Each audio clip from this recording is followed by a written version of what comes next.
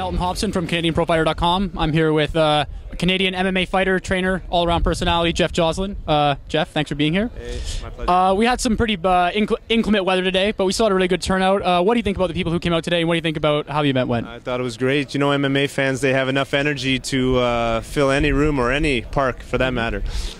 You know, we spoke a lot today about the reasons why MMA should be legal, but if someone were here right now, if Dalton McGuinty were standing here right now, and you had one argument to give him, what would it be from your own personal history and from your own personal beliefs? There's lots of points you can go with. You know, all these sports are legal and proven very safe by themselves. Mixed martial arts, if you look at the record, it's a very, very safe sport. You know, I would say it's safer than even hockey has a lot of injuries. Football's very dangerous. You know, it's very comparable to all those, and those are already widely accepted.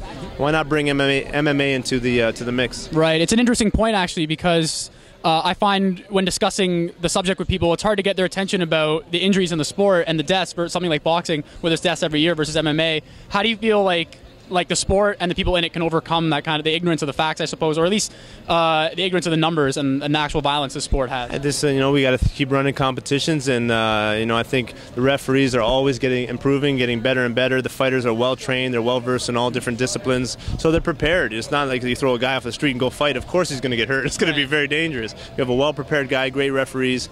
It's a very safe sport. Right. We also talked a lot today about children in the sport and about people training in it. Now, you run a gym. You also host grappling tournaments out Ontario.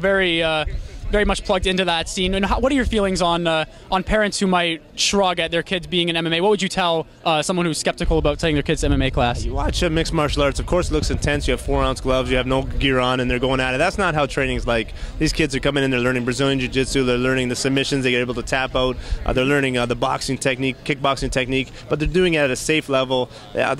Most people in my gym are just training to get in shape, learn skills, and have some fun. Right. Very rare to get out there and compete at the highest level in ultimate sport. Right.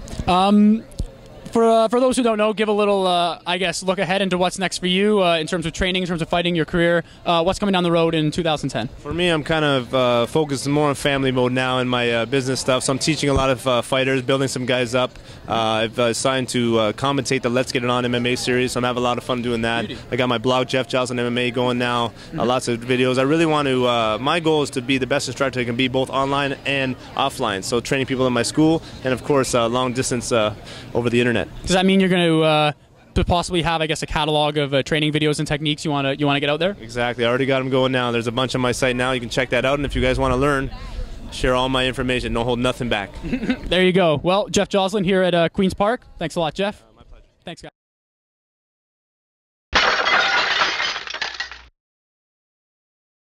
I'm Sean Pearson, and you're watching Canadian Pro Fighter.